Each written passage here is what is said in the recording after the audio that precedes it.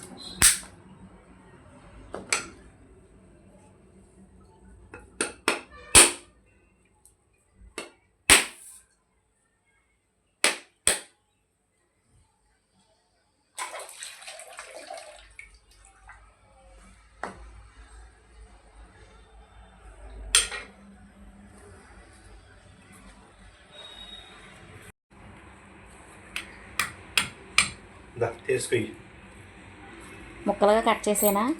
Cut చేసుకో. ఇవి కూడా కొట్టేసుకో. గుచ్చుకోండి. కొన్ని కొన్ని ఇందులో పడేసి పడేటట్లు చూడే మంచిగా చూసుకో మరి.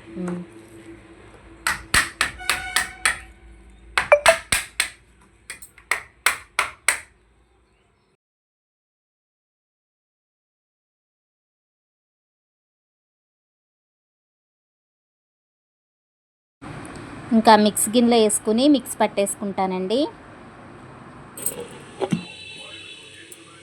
నా దగ్గర కొబ్బరికూర తీసుకునేది ఉన్నదండి, అయినా కూడా నేను ఇలా మిక్స్ పట్టుకుంటేనే కొంచెం సులువుగా అనిపించింది, అందుకే మిక్స్ పట్టుకున్నాను.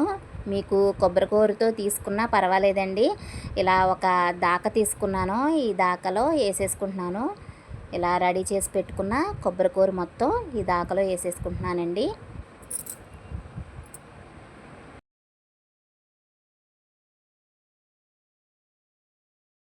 ఇప్పుడు ఇంకా స్టవ్ మీద పెట్టేసుకుంటున్నాను. స్టవ్ వెలిగించుకుని ఇలా స్టవ్ మీద పెట్టుకుని సన్న సెగ మీద పెట్టుకోవాలండి.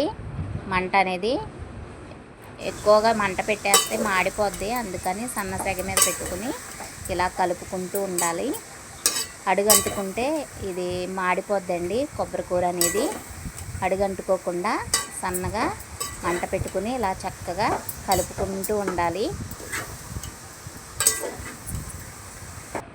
కొంచెం కలర్ చేంజ్ అయ్యేంత వరకు కూడా ఇలా కలుపుకుంటూ ఉండాలండి. ఆగకుండా. టైం పడుతుంది, కలర్ చేంజ్ అవ్వడానికి టైం పడుతుంది, అయినా కూడా ఇలా సన్న సెగ మీద మంట పెట్టుకుని ఇలా కలుపుకుంటూ ఉండాలి.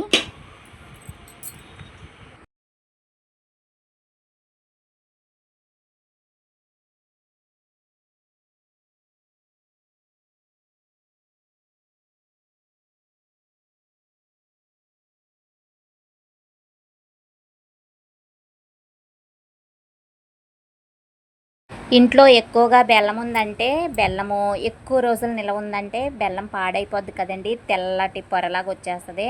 అలాగే వాటికి ఆ బెల్లానికి పెంకు పురుగు కూడా పడుతుందండి.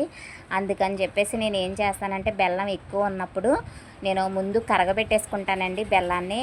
మరీ పాకంలా కాకుండా బెల్లం కరిగేంత వరకు కరగబెట్టేసుకుంటానండి. కరగబెట్టేసుకుని దాన్ని వడగట్టేసుకుని ఒక బాటిల్లో వేసుకుని ఫ్రిడ్జ్లో పెట్టేసుకుంటానండి. ఫ్రిడ్జ్లో పెట్టుకుంటే ఆ బెల్లం అనేది పాడవదండి. లేకపోతే మనం అలాగే ఉంచేసామంటే బెల్లాన్ని తెల్లటి పొరలాగా వచ్చేస్తుంది బెల్లం మీద, పైగా పాడైపోద్దండి. కొంచెం పులుపు కూడా వచ్చేస్తుందండి. బెల్లం అనేది ఎక్కువ రోజులు నిలవ ఉంటే అలా వస్తుందండి.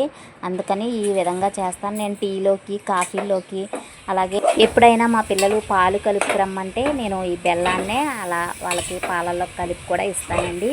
చాలా బాగుంటుంది. బెల్లం అనేది పాడవదన్నమాట. ఈ టిప్పు అందరికీ నచ్చుంటే, యూజ్ అనుకుంటే ప్లీజ్ అండి నా ఛానల్ని ఫస్ట్ టైం చూస్తుంటే లైక్ చేయండి, షేర్ చేయండి, అలాగే సబ్స్క్రైబ్ చేసుకోండి. ఓకేనండి. చాలా టైం పడుతుందండి ఈ కొబ్బరి నూసు చేయడం అనేది, చాలా టైం తీసుకుంటుంది. ఓకేనండి. విసుగు అనుకోకుండా, స్కిప్ చేయకుండా లాస్ట్ వరకు చూడండి. మీకు ఈ కొబ్బరి నూసు ఎంత సింపుల్గా చేశాననేది మీకు అర్థమవుతుంది. మంట అనేది సన్న సెగ మీద పెట్టుకుని ఇలాగా కలుపుకుంటూ బెల్లము వేసుకుంటూ ఉంటే మొత్తం అంతా కూడా కలుస్తుందండి. కొబ్బరి నూజు అనేది చాలా టేస్ట్గా ఉంటుంది. మంట తగ్గించుకుని ఇలా చేసుకోవడం బట్టి తొందరగా అడుగంటదు.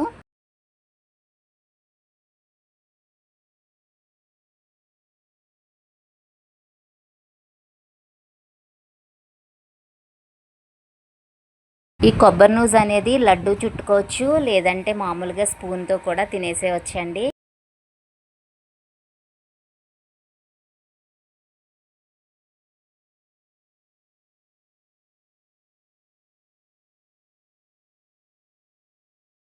ఎన్ని కొబ్బరికాయలతో అయినా సరే సింపుల్గా ఇలా కొబ్బరి నూజు చేసేసుకోవచ్చండి.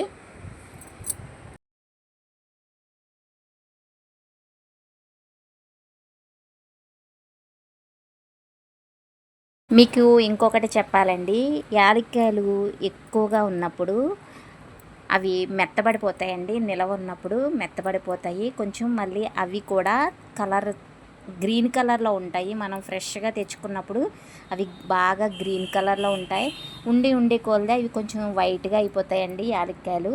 ఇంకా అలాంటప్పుడు యాలక్కాయలు స్వీట్ ఐటమ్స్లో వేసుకుంటారు, లేదా మసాలా కర్రీస్ వండేటప్పుడు వేసుకుంటారు, బిర్యానీలో కూడా వేసుకుంటారు. కాబట్టి యాలక్కాయలు స్వీట్ ఐటెంలో వేసుకునేవి మాత్రం తీసుకుని ఎక్కువ పంచదార నెక్స్ట్ యాలక్కాయలు కలుపుకొని మిక్స్ పట్టేసుకున్నామంటే అది పొడి అయిపోద్ది కదండి. ఆ పొడిని ఇలా ఎప్పుడైనా స్వీట్ ఐటమ్స్ చేసేటప్పుడు యూజ్ చేసుకోవడానికి కూడా చాలా సులువుగా ఉంటుంది.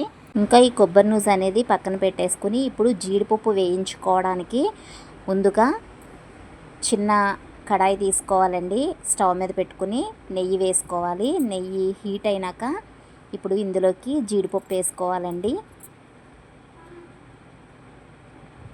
ఈ జీడిపప్పు అనేది కలరు గోల్డ్ కలర్ వచ్చేంత వరకు వేయించుకోవాలి ఈ నేతిలోని. ఇంకా మంట స్లో ఫ్లేమ్లో పెట్టుకుని ఈ జీడిపప్పుని వేయించుకోవాలండి నేతిలోని. ఈ జీడిపప్పు చక్కగా ఇలా గోల్డ్ కలర్ వచ్చేసింది కాబట్టి ఇంకా స్టవ్ ఆఫ్ చేసేసుకోవాలి. స్టవ్ ఆఫ్ చేసుకుని ఈ జీడిపప్పుని ఇప్పుడు మనం తయారు చేసి పెట్టుకున్న కొబ్బరి నూజులోకి వేసేసుకోవాలి. ఇంకా కొబ్బరి నూజులో వేసేసానండి జీడిపప్పు అనేది. ఓకేనండి, ప్లీజ్ అండి నా వీడియో నచ్చినట్లయితే లైక్ చేయండి, షేర్ చేయండి, సబ్స్క్రైబ్ చేసుకోండి. ఎన్ని కొబ్బరికాయలతో అయినా సరే ఎంతో సింపుల్గా చేసుకునే కొబ్బరి నూజు అండి ఇది. చాలా టేస్ట్గా ఉంటుంది. ఓకేనండి, బాయ్ అండి.